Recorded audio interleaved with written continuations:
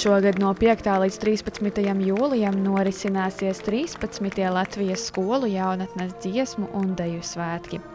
Lai lielajam notikumam sagatavotos pēc iespējas vairāk, māja izskaņā Talsos noritēja ieskaņas koncerts klātbūtne.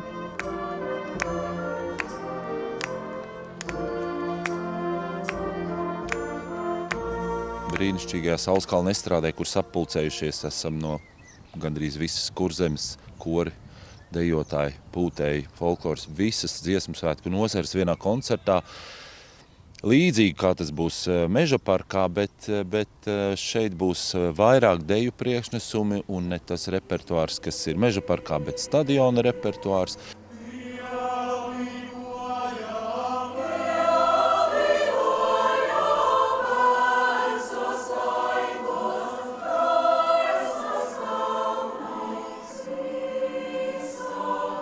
Koncertā piedalījās 8 deju kolektīvi, 8 kori no Talsu novada, 13 viesu kori, kā arī Talsu novada bērnu un jauniešu centra pūtāju orķestris, Ventspils jauniešu pūtāju orķestris un folkloras kopa.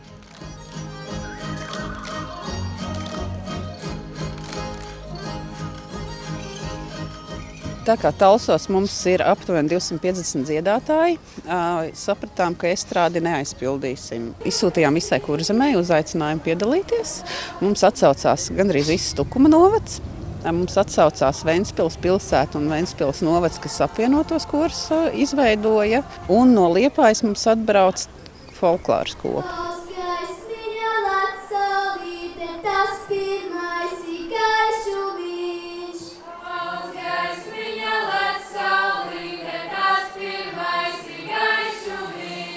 Jauniešiem tas sevišķi ir svarīgi, jo tas laiks jau nav pārāk ilgs, lai tu varētu piedalīties skolu jaunatnes dziesmu svētkos. Pēc tam jau, kad tu esi kļūsi vecāks, tad tev paliek pieaugušo dziesmu svētki.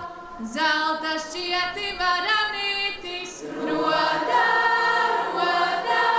sudrabiņa šaudeklīte rodā. Dziesmu svētki nedzimst tukšā vietā no zila gaisa. Viņos tas ir vesels process, sākot ar visu gatavošanos, bet tas, ko mēs šeit darām, ir svarīgi, ka bērni trenē jau to vismaz vienas dienas mēģināšanu, dziedāšanu citu diriģentu vadībā, dziedāšanu kopā ar citiem dziedātājiem.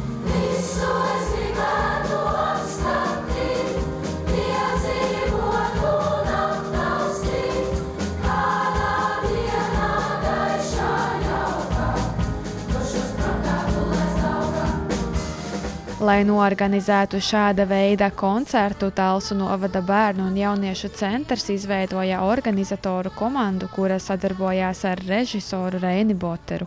Viegli nav, bet ja ir laba komanda, tad viss ir iespējams. Un mums bērnu jauniešu centrā ir ļoti laba komanda, kas zina, kas ir jādara, kam šis jau ir ar mani kopā jau otrais pasākums, kur es esmu iesaistījusies. Nav viegli, bet ir izdarāms. Tas vienkārši ir kaut kas ārpus ierastā, jo kaut kas tik liels nenotiek bieži, bet tas ir ļoti jauks izaicinājums, es teiktu tā. Izaicinājumi bija ne tikai jauniešiem iemācīties repertuāru un to nodziedāt vai nodejot precīzi, lai veidotos saskaņā ar citiem kolektīviem, bet arī organizatoru grupai, kura veidoja koncerta uzbūvi. Es iedomājos latviešu tautstārpus, kad es dziedu tautdziesmas. Tas koris liekas tāds tūs un mājīgs. Tā sajūta liekas tāda kaut kur zināma un mīļa. Tad es sapratu, ka es vēlos runāt par pašiem dalībniekiem un izstāstīt viņu stāstu, un pēc tam jau viss salikās pa plauktiņiem. Un paldies tiem jauniešiem, kur bija gatavi intervijām un pastāstīt gan par dziesmu svētkiem, gan par to, kā viņi jūtas piedaloties dažādos ansambļos, un to visu arī varēs dzirdēt koncertā.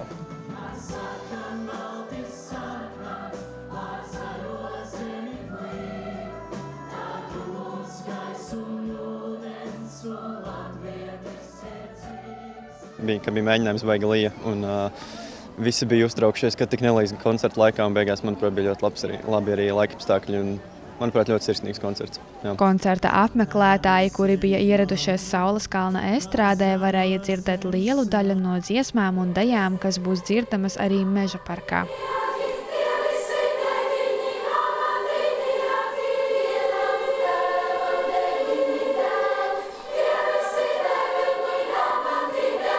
Mēs esam pēc tādas uzbūves pielīdzināms noslēguma koncertam, kur jau mēs šodien varam dziedāt repertuāru un trenēt gan mēģinājumu procesu, gan mēģinājumā uzmanību, disciplīnu un koncentrēšanos, gan arī ēšanu un visu nākšanu, ģērbšanos, darīšanu, tā kā tas būs dziesmu svētkos.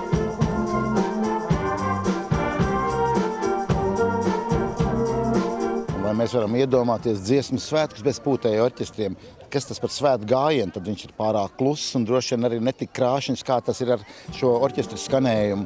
Un skaidrs, ka orķestri arī spēlē gan pavadījums koriem, ļoti bieži atkarībā, kādas šīs programmas tiek veidotas. Orķestriem ir arī pašiem savi koncerti atsevišķie, kur ir tikai pūtēju orķestra mūzika.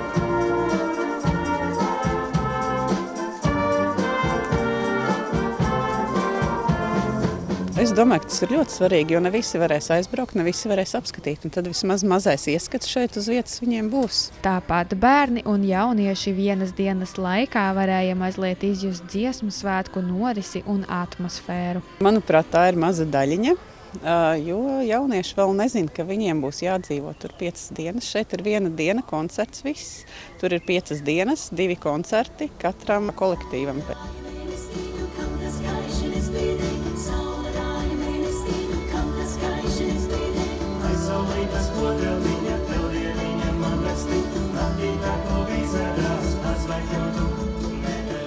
Vecāki un draugi un radi un paziņas var būt šovakar klātesoši estrādē un piedzīvot svētkus, svinēt svētkus.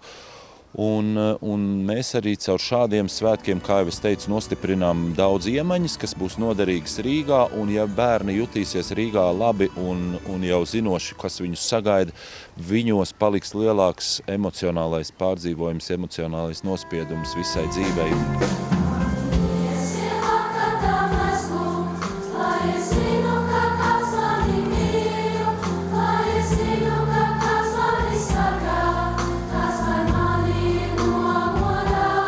Savā ziņā mēs to varam uztvert arī kā tādu ģenerālu mēģinājumu lielajiem svētkiem.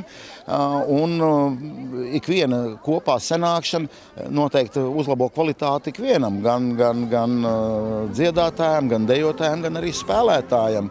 Jo ikdienā jau mēs kopā nevaram tā saspēlēt. Atsevišķi mēs esam gatavojušies, bet šodien sanākot kopā, jāizjūt kopējs pulss un kopēji saspēli.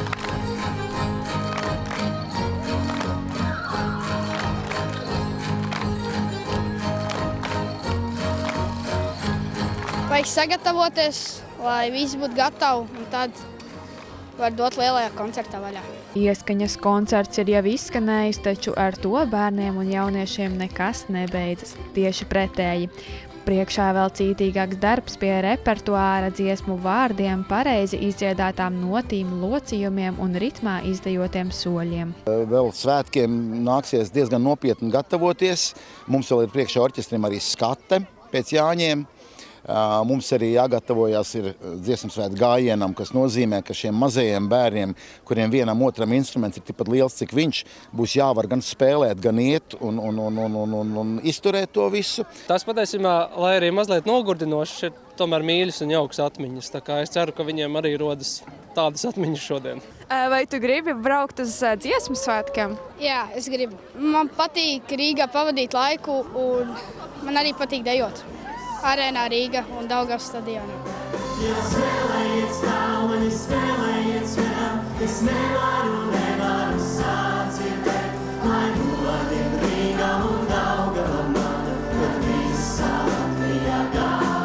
Man šķiet, ka tā ir ļoti seriāla pieredze, jo es īsti nevaru iedomāties tam vismaz uz sitienu, kur citur varētu tik daudz tūkstoši cilvēku būt vienkopus un dziedāt arī vienkopus un ar vienu diriģentu. Tā ir ļoti forša, seriāla, sirsnīga sajūta.